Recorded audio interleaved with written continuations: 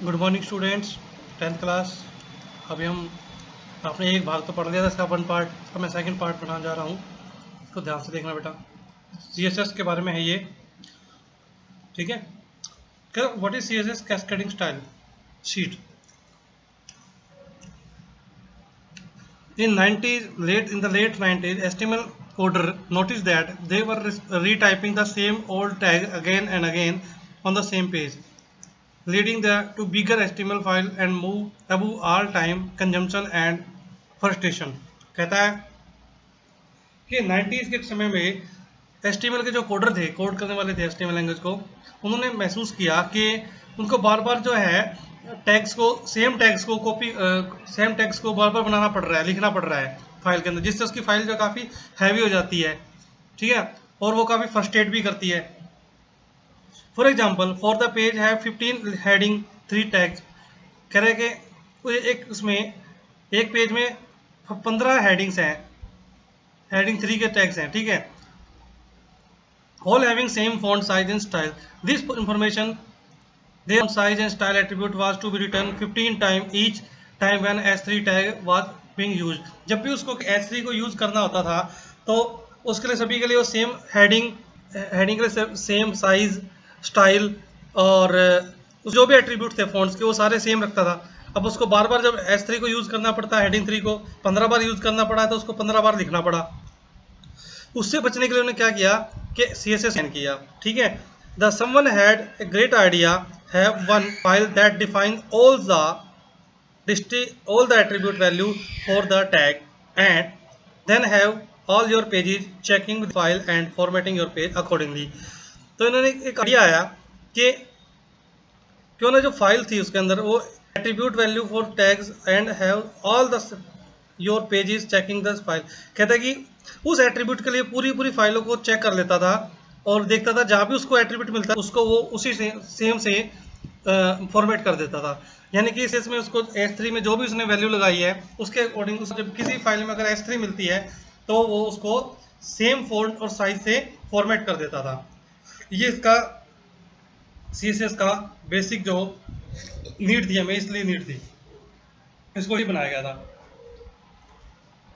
अभी कहते हैं style sheet is a file containing formatting guideline that define overall look of the document. Style sheet जो है एक ऐसी फाइल है जिसके अंदर फॉर्मेटिंग होती है और फॉर्मेटिंग गाइडलाइंस होती है, ठीक है, मतलब कि हमारा ओवरऑल जो डॉक्यूमेंट है वो कैसा दिखाई देगा उसके लिए। CSS an acronym for cascading style sheet. CSS की फुल फॉर्म क्या है? Cascading style.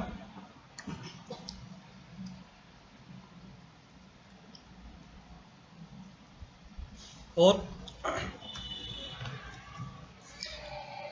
Which is a programming specification markup language. ये एक प्रोग्रामिंग स्पेसिफिकेशन मार्कअप लैंग्वेज है, ठीक है, use for web development, web development के लिए यूज होती है। CSS use rules called styles to determine visual look of elements, visual look of contents of a web page. इसके अंदर जो हमारे एक्चुअली में जो पेजेस होते थे हमारे, वो CSS रूल को हम क्या बोलते हैं, उसके अंदर CSS के अंदर रूल होते हैं, उस रूल को हम स्टाइल कहते हैं, ठीक है। वो डिटरमाइन करती है, क्या डिटरमाइन करती है, हमारे जो वेब पेज के अंदर हमने जो कंटेंट्स डाले हैं उसका विजुअल लुक कैसा होगा, ठीक है। उसका set CSS can set colour, font, background, border, margin and even the placement of element on a web pages. Web page के अंदर जो भी एलिमेंट्स हम यूज करते हैं उनको प्लेसमेंट के लिए भी CSS को यूज किया था कि कौन सा एलिमेंट कहाँ हमें करना है, इंसर्ट करना है, हेडिंग पे करना है, बॉटम में करना है, राइट में करना है, लेफ्ट में करना है, सेंटर में करना है, ठीक है, सेंटर में करना है। उसके साथ एक और लाना है हमें। अब मान लो हेडिंग के अंदर आपने वेब पेज बनाया, उसके अंदर आपने 2 इमेज लगाई। अब एक इमेज तो ऊपर आ रही है, एक नीचे आ रही है, हमें क्या चाहिए, दोनों इमेज साथ चाहिए, टॉप में चाहिए, तो दोनों को यूज करना साथ में, तो हम क्या करेंगे, CSS को यूज करेंगे, है ना। Most modern browser support CSS3 implementation. ज़्यादातर जो आजकल के ब्राउजर है वो CSS3 को बिल्कुल तो क्या इम्प्लीमेंट करते हैं, कोई दिक्कत नहीं आती उसको चलाने में। उसको देखो, ये रहा, ये आपका HTML कोड है और ये आपकी कौन सी है, ये आपकी फाइल है बेटा। देखो आप इसको और अच्छे से देखो, ये देखो, ये आपकी HTML की फाइल है। इसके अंदर से क्या यूज़ किया है, HTML हेड और title use of CSS, head बंद कर दिया, बॉडी के अंदर हेलो वर्ल्ड और H1 को बंद कर दिया, ठीक है, हेडिंग के अंदर दिया इसने, ये HTML कोड हो गया।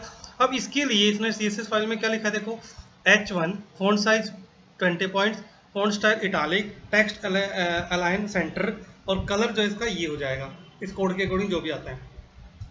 तो इसका आउटपुट जब देखते हैं हम तो देखो ये कैसे चलता है, ये इस तरह से दिखाई देगा आपको, क्योंकि इसने क्या दिया है 20 पॉइंट दिए, इटालिक दिया तो टेढ़ा हो गया, और टेक्स्ट अलाइन दिया सेंटर तो सेंटर में आ गया, और कलर जो है वो सेम आ गया, ठीक है। तो वेब पेज को स्टाइल करने के लिए हम जो यूज करते हैं CSS यूज करते हैं, ठीक, उसको अब स्टाइल शीट को हमें ना इंसर्ट करना पड़ता है। अभी आपको मैं आगे बताऊं कैसे इंसर्ट होती है, ठीक है। इस लाइन को अभी आप छोड़ दो, आगे पढ़ाऊंगा उसको। अभी कहते हैं what does cascading mean, cascading का मतलब क्या है। The term cascading in cascading style sheet refer to a specific way, manners in which the web browser determine which styles to apply a specific part of the page. Cascading का मतलब ये होता है, वो methods होते हैं कि जिसमें आपका ब्राउजर ये डिटरमाइन करता है कि पर्टिकुलर एलिमेंट्स को वेब पेज के अंदर कैसे उसको स्पेसिफाई करना है, या स्पेसिफिक पार्ट को कैसे उसको अप्लाई करना है उसने। जैसे ने बताया भी देखो, in which the web browser determine which style to apply, किस प्रकार का स्टाइल जो है उसको अप्लाई करना है एक specific part of page, page के जो विशेष प्रकार का हिस्सा होता है उसके ऊपर उसको किस प्रकार के स्टाइल को अप्लाई करना है, ये कौन बताता है उसको, कैस्केडिंग स्टाइल्स बताते हैं। इसलिए कैस्केडिंग का मतलब क्या हुआ, एक विशेष प्रकार कह रहे हैं कि पेज में विशेष पार्ट के ऊपर कौन सा स्टाइल अप्लाई करना है, ये बताना ब्राउजर को क्या कहलाता है, cascading. This matter is called cascade and when the combined with the style sheet the resultant name is cascading. जब हम इसको स्टाइल शीट में कंबाइन करते हैं तो रिजल्टेंट में हम क्या बोलते हैं, उसको कैस्केडिंग बोलते हैं, cascading style sheet. In the cascade the term having high priority affect other properties, ठीक है। कैस्केडिंग में क्या आती है, इसकी जो प्रायोरिटी है तो हायर होती है दूसरी प्रायोरिटी से, with lower priority with value cascading down like a waterfall, ठीक है। आगे कहता है बेनिफिट क्या है इसके। सबसे बड़ा जो बेनिफिट आपको मैंने बता दिया कि बार बार इसमें कोड लिखने की जरूरत नहीं है। हमने H3 लिखा था ऊपर, अब जितने भी H3 हम यूज करेंगे उसके ऊपर सेम कोड ऑटोमेटिकली अप्लाई हो जाएगा उसका CSS का, ठीक है। हमें एक बार बनाने की जरूरत होती है उसको सिर्फ। Page download faster sometime as much as 50%। इसमें एक तो सबसे बड़ी बात यह है कि 50% ज़्यादा तेजी से हमारा जो पेज है वो डाउनलोड होता है web page. Developer have to type less code and web page are shorter than neater. अब उनको कोड बहुत कम लिखना पड़ता है जिससे हमारा पेज छोटा बनता है और साफ बनता है, साफ सुथरा। The look of the site is kept consistent. उसका जो लुक होता है वो बिल्कुल एक जैसी दिखाई देती है, आपको कहीं पे भी खोल लो उसको, ठीक है। Updating your design and general site maintenance are made much easier. मान लो अगर हमें अपनी साइट को अपडेट करना है तो उसके अंदर जनरल साइट में जो मेंटेनेंस वर्क है वो बहुत ईजी हो जाता है, एरर बहुत कम आता है, और एडिटिंग मल्टीपल HTML पेज अकर फार लेस ओपन। मतलब कि पूरी HTML फाइल पर को हमें चेंज करने की जरूरत नहीं पड़ती है। उसके बाद है एडिंग स्टाइल शीट है वेब पेज। अब बताइए कि स्टाइल शीट को कैसे ऐड करना है हमें वेब पेज में। The purpose of cascading style is to separate the file, separate the style of a web page from its contents. The styles a web page defined through a style or rules। कहता है cascading में seat को हम CSS file को जब add करते हैं तो इसका मतलब ये हमें उस कंटेंट को अलग रखना है और पेज की जो फॉर्मेटिंग है उसको अलग रखना है फाइल में, ठीक है। अब इसको हमें ऐड भी करना पड़ता है। ये हमारा किससे पता लगता है, जो CSS रूल जो होते हैं ना वो बताते हैं हमें कि कैसे उसको ऐड करना है और कैसे उसको फॉर्मेट करना है।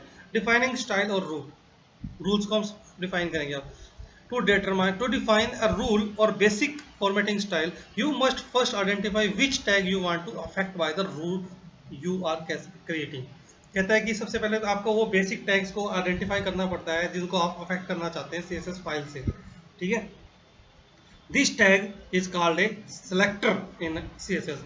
CSS टैग्स को हम क्या कहते हैं, सेलेक्टर कहते हैं, क्योंकि वो सेलेक्ट करते हैं ना पर्टिकुलर चीज को। जैसे देखो ऊपर किया था हमने, ये रहा H1 है ना, तो ये सारी चीज क्या है हमारी, ये H1 क्या है, ये H1 जो है एक्चुअली में, ये एक्चुअली में क्या है हमारा H1 जो है हमारा ये सेलेक्टर है। देखो यहाँ पे H1 लिखा है, यहाँ पे भी H1 लिखा है, इसको टैग ऐसे लिखा है एंगल ब्रैकेट में, यहाँ लिखने की जरूरत नहीं होती, ठीक है। तो यूनिक आईडी देनी पड़ती है, इसलिए इसको हम सेलेक्टर बोलते हैं।